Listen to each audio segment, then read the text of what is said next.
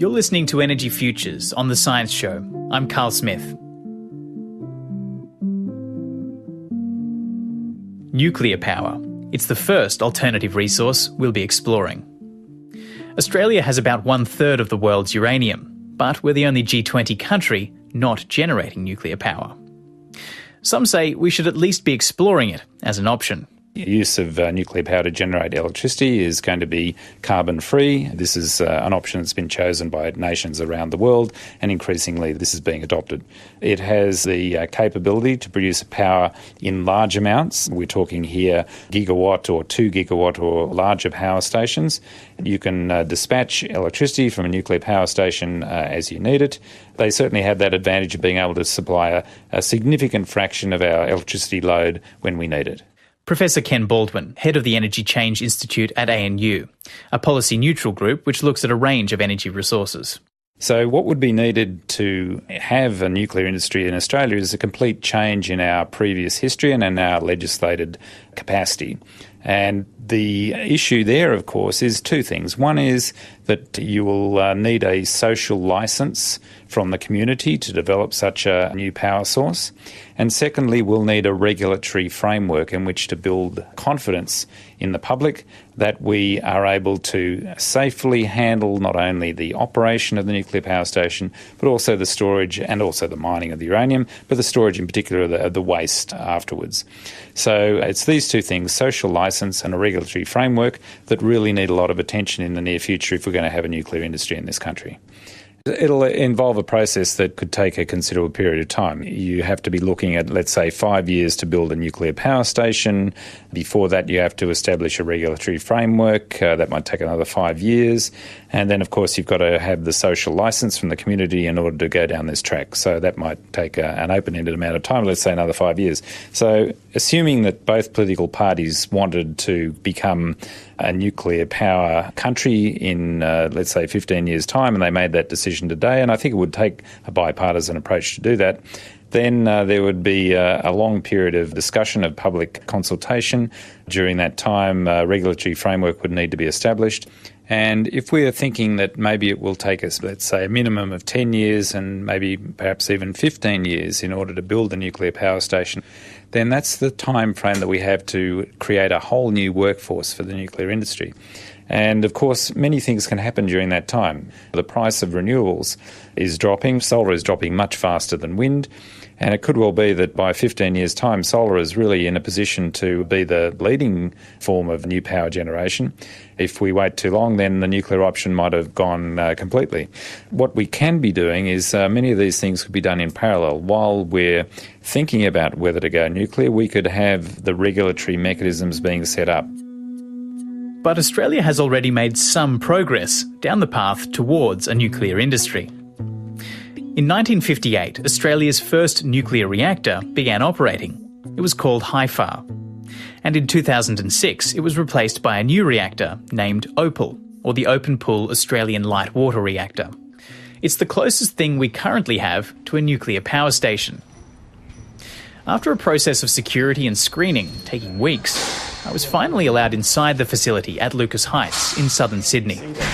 Now we'll step up into this box-shaped facility, which is essentially a contamination monitor. So what we do as a practice is we check our source for contamination. My name's David Vittorio. I'm the Opal Reactor Manager, and here we are essentially at the pool top of the Opal Research Reactor. We can look out and see the reactor pool and the service pool. So Opal is a 20 megawatt multi-purpose research reactor. Operation commenced in 2007. It's a fission type reactor. So the fission process is breaking the atom in two or more pieces. Now, when you break open a nucleus, a few things happen. You produce free neutrons and also produce heat. That nuclear heat can be used to generate electricity.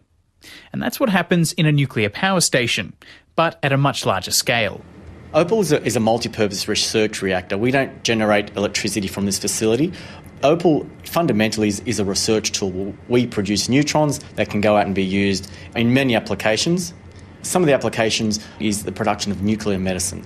So one of the products we produce is a product called molybdenum-99, which comes from fission reactors. We ship that to over 220 hospitals around Australia every day.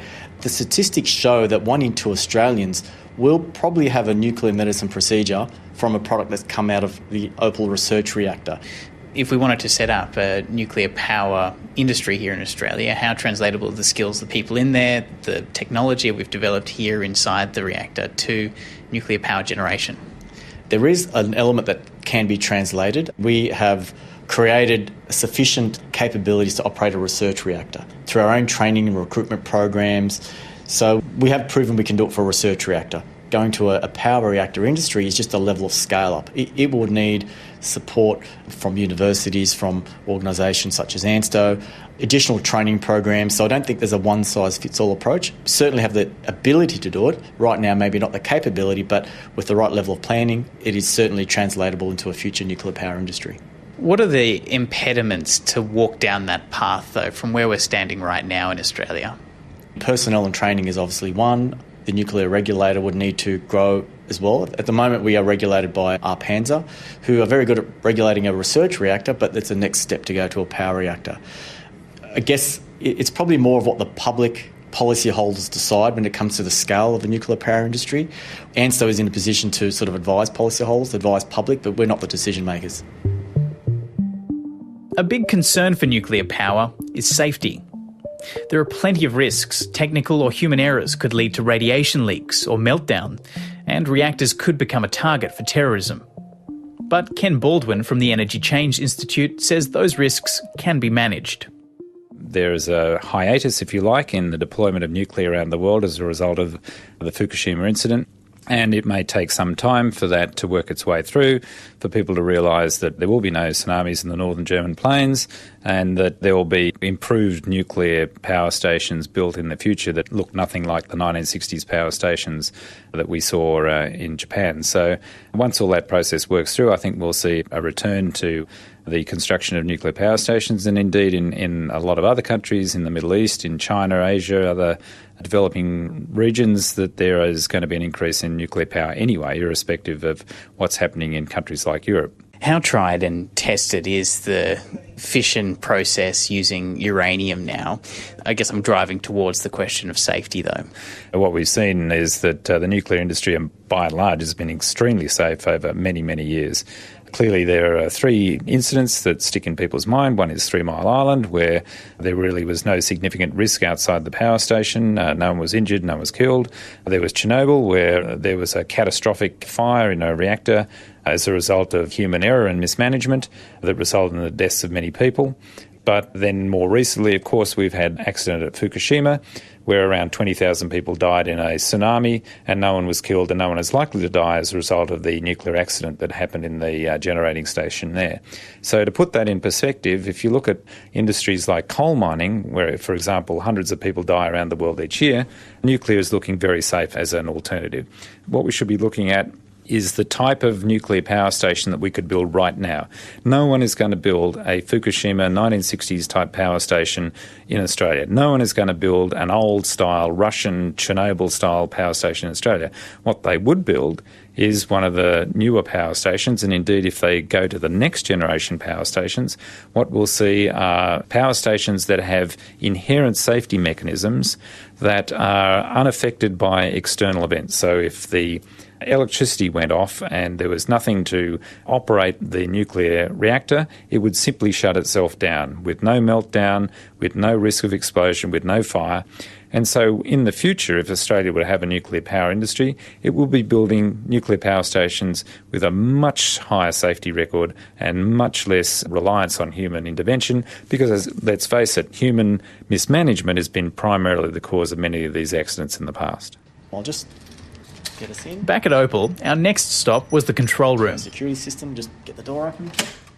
The uranium used in the research reactor isn't enriched to weapons-grade levels, but there are still strict safety mechanisms in place. Where we are right now, we're probably 10 or 20 metres away from the core itself. You can actually see all of this. You can get really close to it, and yet there's no danger of radiation where we are.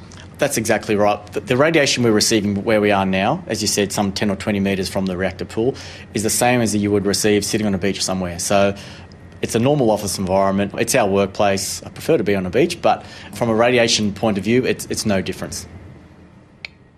Throughout the tour of the reactor, I was escorted by a team of people, including Nadia Levine, a general manager of ANSTO. How well protected is the building and its surrounds from radiation leaks? It's a great question because I think it's one of the first questions that people ask. We're afraid of things that we can't see, and although you can't see radiation, you can detect radiation. So with that knowledge, we can use that to ensure that the radiation is where it needs to be, doing what it needs to be doing, and take any necessary precautions as we use radiation to enrich our lives, so to speak. How strong is this? How immense is the security at this site? This one rates at the top of the food chain, which is incredible for Australia because it's one of the world's newest reactors, which means it has the latest technology possible, which of course includes all of the engineered safety features and the many layers that you're referring to. We've taken it to the limits of our imagination to ensure that the systems that we have in place and the things that we've thought about protect us beyond what it is that we actually need, but it gives us that flex room, if you like. But expanding a nuclear industry would also mean more radioactive waste. And storing our current waste is very much an unresolved issue. Through 50 years of the production of nuclear medicine and neutrons for scientific research, Australia has produced a byproduct. And as part of enjoying the benefits of those nuclear technologies, we have a responsibility to take care of those byproducts. Australia doesn't produce high-level waste, so we've got low-level waste, which are the sorts of things like gloves. It's like a laboratory environment. You'd be gowning up, mouth masks and plastic gloves and so on. So that's all low-level waste. And then you get intermediate-level waste, which of course is the equipment, the steelwork, the stairs, some concrete, all of those sorts of things that would be associated, and that's got to go somewhere. We don't have capacity in Australia to reprocess those byproducts, so those are sent to countries that do have those facilities, and in this case it's France. And there is an international agreement for that byproduct to be dealt with, and then it's got to come back to its country of origin, if you like, for storage while it decays down to next to nothing. So that's intermediate level waste, as it's called. And at the moment there is a national waste repository process underway, which means that there will be a central facility for all of Australia's nuclear-related waste to be stored in one particular place, because at the moment you've got waste that's being stored in hospital basements, for example, around the country as a result of being generated from nuclear medicine procedures. And international best practice is that you take care of that all in one space and you responsibly manage that. And I think that's something that the community understands. The biggest issue at the moment is the waste repository, and that is even an issue to ANSTO itself. Because of the governing charter over the site, they're not supposed to be storing waste there, and we can't seem to find anywhere else in Australia that wants to take it. And that's one of the big issues that I and some of my constituents do have, is that everybody's happy to access the services and take the medicines and all the things that benefit them, but nobody's prepared to share the responsibility of it and perhaps store some waste in their state. And unfortunately, it always gets dumped back in good old Lucas Heights. In between that is actually the cage of the reactor. That's Peter Towell. He's a local councillor for the Sutherland Shire. And like many of his constituents, he lives very close to Opal. In between you can see the cage that I think was put there to stop light planes hitting. Those living in the area are the first Australians to experience what it's like living near a nuclear reactor. As you have seen, I can actually see the new reactor from my front balcony and my lounge room, for that matter. And we're sitting out on that front balcony now, just looking out across to the reactor. It was literally like a 10-minute drive here, and as the eagle flies, it's probably much, much shorter, actually. Yes, it is. I'm not sure of the kilometres, but I do know that when I bought my block of land, that there was a safety package came with the land title that we all had to make ourselves au fait with, so that we could either evacuate or hide in the place or take our iodine tablets or whatever that was needed. You're not allowed to grow vegetables and things commercially within 5k, I think, and they warn you against growing your own vegetables within that distance. So there's an exclusion zone.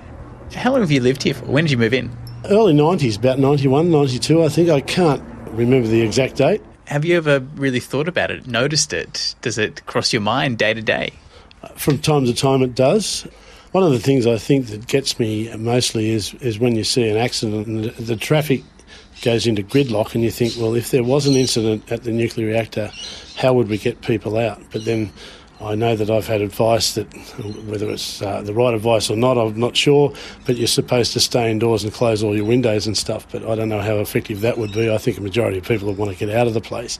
So from time to time we think about it, not every day. It's a thing that we've learned to live with. Initially it was a thing of doubt, but as a young couple looking for a block of land, it seemed to be the right price and the right place, and the safety mechanisms were in place, as they said, so we decided to move in the area. I'm not entirely sure that everybody has an issue with it. There are some that do. In the past, with Haifa, the old Haifa reactor, there was a few issues. But by the whole, I think a majority of people just live with it and just know that it's there and are happy to go about their life really not thinking about it much at all. You're listening to Energy Futures on The Science Show, and we're exploring Australia's energy alternatives beyond fossil fuels. I'm Carl Smith. We've been looking into Australia's potential to generate nuclear power. But what about the cost? Ken Baldwin from the Energy Change Institute. Presently, if you were going to build a new power station of any description, wind is by far the cheapest, and this is followed by a number of other technologies. Solar probably will come into the mix maybe by 2020. Nuclear energy may well be in the mix not very long after that. He sat on the steering committee for an Australian government report called the Australian Energy Technology Assessment. The goal was to calculate an overall cost per unit of energy for 40 different power generation options in Australia. The calculation incorporated everything, from the costs of setting up technology, to ongoing costs, and to the lifetime of infrastructure. The report puts wind as one of the front-runners over coming years. Looking well ahead, solar photovoltaic is predicted to emerge as the cheapest method. And nuclear sits somewhere in the middle of the pack. It looks like wind will come out as one of the first winners and then perhaps solar after that. Is that how you read it as well? Yes, I think that's probably right. I think it's highly dependent also on the price of fossil fuels as to what happens in the next decade or maybe 2 decades. There's this intermediate period where we're transitioning away from fossil fuel usage, and gas is an attractive alternative to doing that because its fossil fuel content releases less CO2 into the atmosphere for every fixed amount of energy that it generates. So that is a useful transitioning mechanism, but as we know, the price of gas is in a state of flux. Australia is now exporting gas onto the international market, so we're actually getting tied into the market price internationally. And this market price could easily go up, which would make it more expensive here, and indeed what we've seen is gas power stations being pulled offline for exactly this type of reason. However, it could also go down, and there are a number of reasons why this might be, and not the least of which is that the United States might start exporting, and this could affect the international gas price as well. So beyond gas then, what are the other energy resources that we have here in Australia that appear to be kind of shoo-ins to emerge over the coming maybe 10, 20, even 30 years? I think Australia's well placed in just about every area you can imagine. We're an energy-rich country. We have enormous reserves of fossil fuels. We have enormous reserves of uranium, 40% of the world's reserves there. And, of course, our resource in terms of both wind and solar is enormous. We have prospective wave generation capacity as well. And all of this will be played out in the market. So it'll be driven by cost, but also it'll be driven by government policy.